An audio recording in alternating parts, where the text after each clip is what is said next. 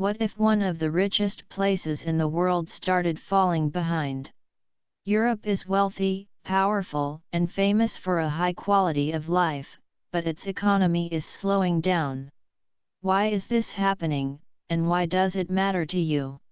In today's story, told slowly and clearly, we explore the hidden reasons behind Europe's slow growth, and what they tell us about the future of work, money, and life itself.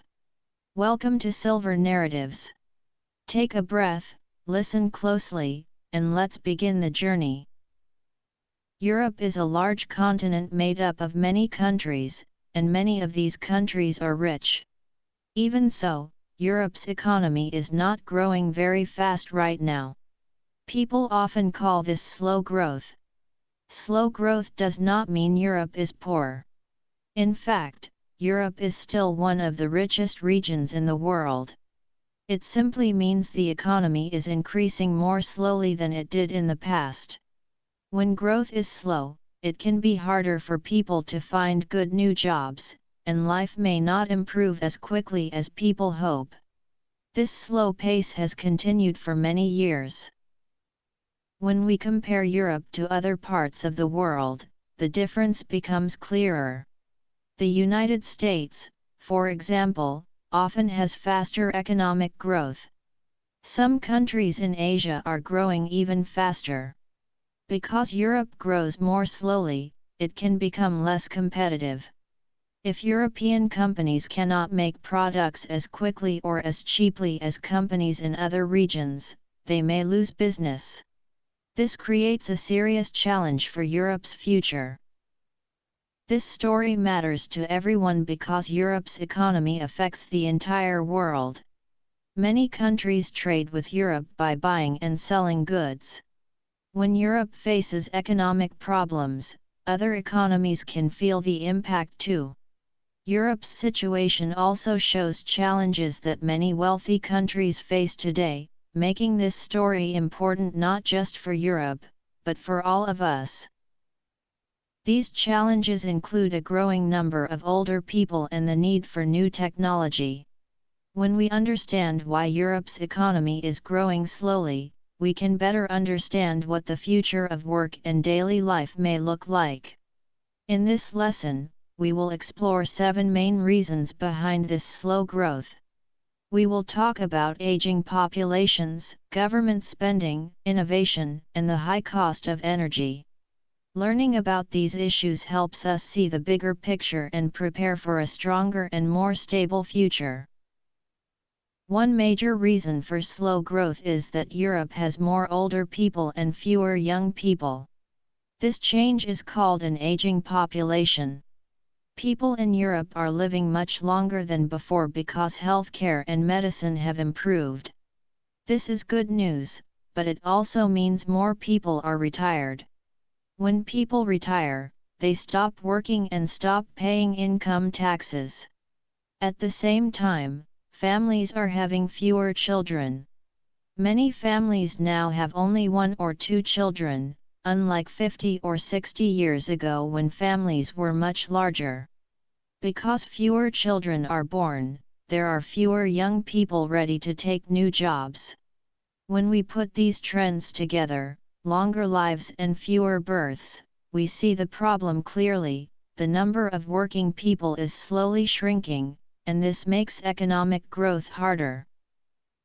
The workforce is the group of people who have jobs and pay taxes. When the workforce becomes smaller, the economy can produce fewer goods and services. It also means the government collects less money from taxes. Experts believe that the number of working-age people will keep falling in many European Union countries, possibly until 2050 or even longer. With fewer people working, Europe's economy cannot grow as fast as economies with many young workers. This is one reason overall growth across the continent is slowing down. This population change also creates a serious financial challenge. Older people need support to live comfortably after they retire. They receive pensions, which are payments for daily living, and they also need good health care. As people age, healthcare usually becomes more expensive. In Europe, pensions and healthcare are important social programs, and they are mostly paid for by taxes from working people. When there are many retirees and fewer workers, each worker has to support more people. Imagine 10 workers supporting 5 retired people, that is manageable. Now imagine those same 10 workers supporting 15 retired people, that is much harder. Governments must spend more money each year on pensions and healthcare, leaving less money for other needs like new roads, education, or modern technology. Because of this, Europe must find new solutions to support its aging population. This demographic change is a major issue for Europe's economic future. Next, we will look at the role of government support. European countries are well known for their strong social programs, and these programs play a big role in creating a high quality of life. Public health care is usually available to everyone, so people can see a doctor without worrying about extremely high costs. Education is another important benefit. In many countries, the government pays for schools and often for university as well. Governments also support people who lose their jobs, helping them feel safe during hard times. Because of these programs, many people in Europe feel secure and well supported. However, providing this level of care is very expensive. Governments need huge amounts of money each year to keep these programs running, and most of that money comes from taxes paid by workers and businesses. The problem is that the system depends on many people working and paying taxes, but the number of workers is slowly shrinking. At the same time, the number of older people who need pensions and costly health care is growing fast. This creates a serious imbalance. Less money is coming in, while spending keeps rising. As social program costs increase, they put heavy pressure on the national budget, which is a country's plan for how to spend its money. Governments must make difficult choices with limited funds. When too much money goes toward current benefits, there is less left to invest in the future. These investments are essential for growth. Governments need to spend on research and development, modern infrastructure like faster transportation and better internet, and training workers for new kinds of jobs. When most of the budget is used to support an aging population, there is less money available for these growth drivers, making it harder for the economy to move forward. Because there is less investment, it becomes harder for the economy to grow faster. When economic growth stays slow, it becomes even more difficult in the future to collect enough tax money to pay for expensive healthcare and pensions. European countries are facing a tough decision. They want to protect their high quality of life and strong social programs, but they also need new ways to control rising costs while supporting faster economic growth. In simple terms, they must find the right balance between taking care of people today and building a stronger economy for tomorrow. Another important reason for slow growth is innovation and technology. Innovation means creating new ideas, new products, and better ways to work. It is one of the most powerful drivers of economic success. When innovation is strong, companies can create products people want to buy, which helps the economy grow. Right now, Europe is falling behind in this area. It is not innovating as quickly as other major economies, especially the United States and leading countries in Asia. This slower pace is a serious challenge for Europe's future. One key problem is how much money Europe spends on research and development, often called R&D. R&D supports scientists, engineers, and experiments that lead to new technologies. For many years, Europe has spent less on R&D than the United States. As a result, fewer major inventions and breakthroughs begin in Europe. This lower level of investment has a clear effect. Europe has fewer large global technology companies, which makes it harder to compete and grow in a fast-changing world. Now think about the companies that create the world's most important software, smartphones, and internet services. Many of these powerful tech companies are not European. These giants create thousands of high-paying jobs and push the entire economy forward. Europe needs to find better ways to grow more companies like this and compete on a global level. Another big challenge is how slowly many European businesses adopt new technology. Even when modern digital tools are available, companies are often late to use them.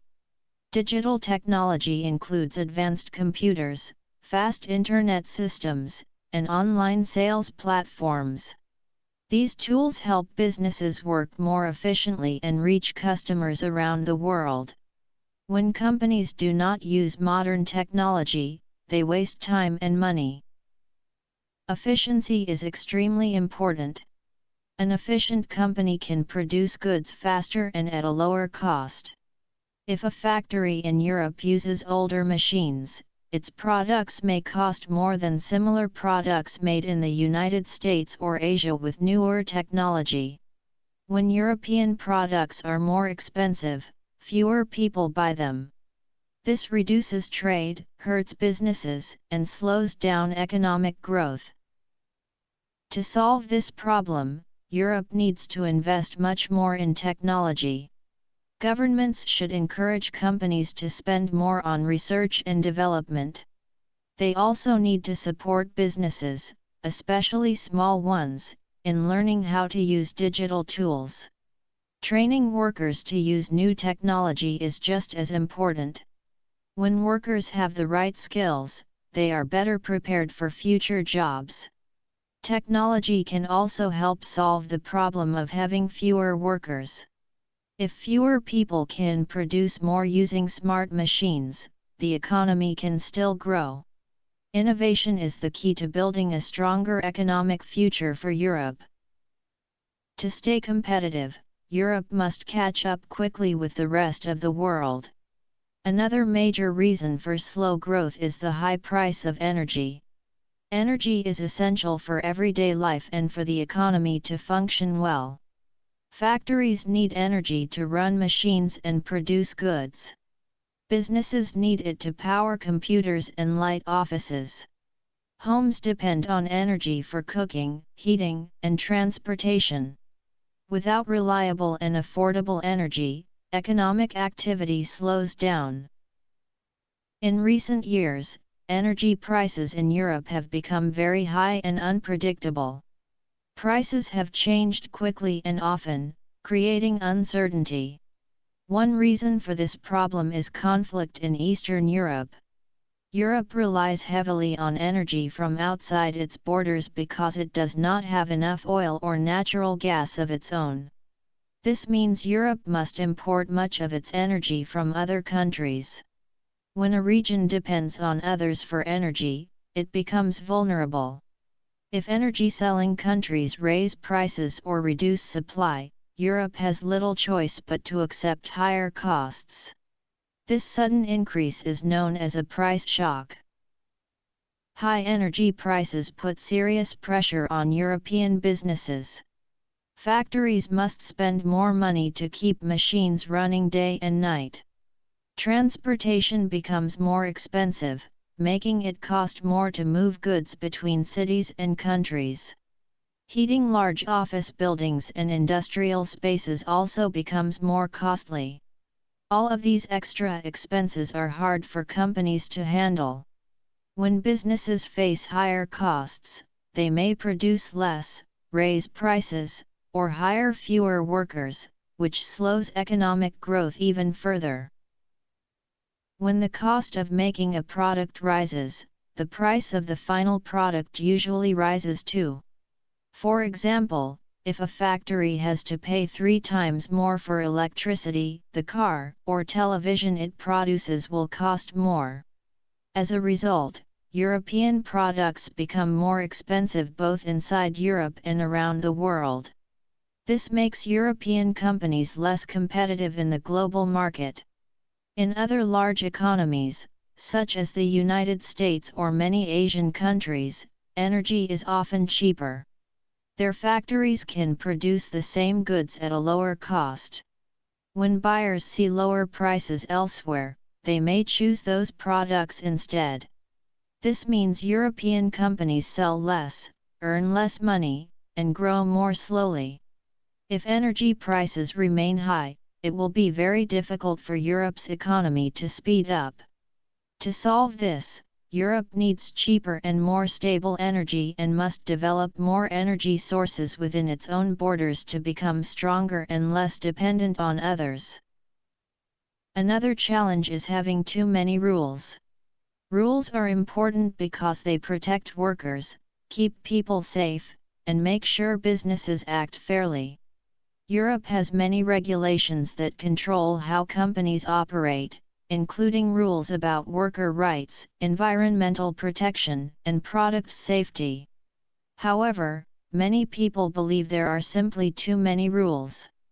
This problem is often called red tape, which means long processes and lots of paperwork. Imagine someone who wants to start a small business.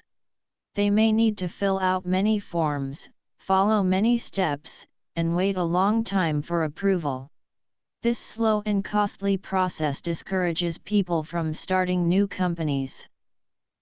When it is hard to start a business, fewer new companies are created. This hurts economic growth because new businesses often bring fresh ideas and create new jobs. Heavy rules and long delays can stop good ideas before they even begin.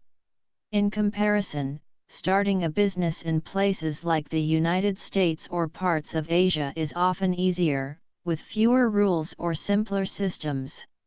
This difference helps those regions grow faster and makes it harder for Europe to keep up. Because it takes less time and less money to open a store or factory in other regions, Europe can seem less attractive to new business owners. One example is labor rules. In many European countries, laws about hiring and firing workers are very strict. Protecting workers is important, but these strong rules can make companies nervous about hiring. If a business knows it will be very hard to let a worker go later, it may decide not to hire anyone at all. This slows job creation. Another issue is product rules. When a company wants to sell a new product across Europe, it often must meet different standards in different countries. This makes production more complicated and more expensive for businesses that want to operate in several nations. Many experts ask whether Europe could grow faster with simpler rules. If governments reduce unnecessary regulations, businesses may be more willing to take risks and try new ideas. Easier rules could lead to more startups and more jobs. However, finding the right balance is difficult. Europe needs rules to protect people, workers, and the environment, but it also needs flexibility so businesses can compete globally. The challenge is to keep the important protections while removing rules that only slow progress. This debate will play a key role in Europe's economic future. Another reason for slow growth is that Europe is made up of many different countries with very different situations. They vary in size, industries, and economic strength. Because of this, the causes of slow growth are not the same everywhere. In many northern European countries, strong industrial economies depend on large factories and innovation. For them, high energy prices and aging populations are major problems. In some southern European countries, the challenges are different. These nations often carry high government debt, which limits spending on education, healthcare, and infrastructure. They may also struggle to create enough jobs for young people and depend more on services like tourism than on manufacturing. Countries in Eastern Europe that joined the European Union more recently face another set of challenges. Their economies may grow faster because they are still developing, but many skilled workers move abroad to find better pay and opportunities. This makes it harder for these countries to build strong long-term growth. Together, these differences show why solving Europe's slow growth is complex and requires different solutions for different countries. Many young, educated people from Eastern Europe move to richer Western countries to find better jobs and higher salaries. While this helps individuals, it makes it harder for companies in Eastern Europe to grow quickly because they lose skilled workers. Since Europe's challenges are so different, high energy prices in some places, high government debt in others, and workers leaving in another, it is very difficult to find one simple solution for the entire continent. A policy that works well for a large industrial country may not help a smaller country that depends on farming or fishing. Because of this, the European Union must recognize these differences and create flexible economic plans. To strengthen Europe as a whole, leaders need targeted solutions for different regions, helping each country solve its own problems while still working together as one shared market. This balancing act is one of the greatest challenges Europe faces in the future. So, what can Europe do? Europe's economy faces many serious issues that slow growth, but there are also clear steps that can help. One of the most important actions is to invest much more in innovation and technology. Europe needs to spend more on research and development so scientists and engineers can create new ideas and new products. Strong investment in R&D can help Europe build large, successful technology companies that compete globally. At the same time, Europe must catch up with the United States and Asia in using digital tools. Businesses need to improve how they use computers, data, and the Internet. When companies use technology effectively, they become more efficient and can produce more with the same number of workers. This higher efficiency is a key driver of faster and stronger economic growth. Another major challenge is the high cost of energy. Expensive energy makes European products cost more, which hurts their ability to compete around the world. Europe needs to reduce its dependence on energy from other countries and focus on new, affordable, and reliable sources. Using more power from the sun, wind, and water can help. These clean energy sources are better for the environment and make energy prices more stable. Developing better energy solutions will be one of Europe's most important goals over the next 10 years. Europe also needs to address the problem of an aging population. People are living longer, which is good news, but it is expensive to pay for pensions and healthcare. With fewer young workers, governments collect less money from taxes. To manage this, Europe may need to rethink when people retire and find ways to help more people, such as parents and older adults, stay in or rejoin the workforce. More workers mean more taxpayers, which helps support important social programs. Another key area is business regulation. Too many rules can make it hard to start a new company or help a small business grow. If Europe can simplify these rules and make it faster to launch new businesses, the economy will benefit. New companies create jobs, bring fresh ideas, and increase competition and innovation.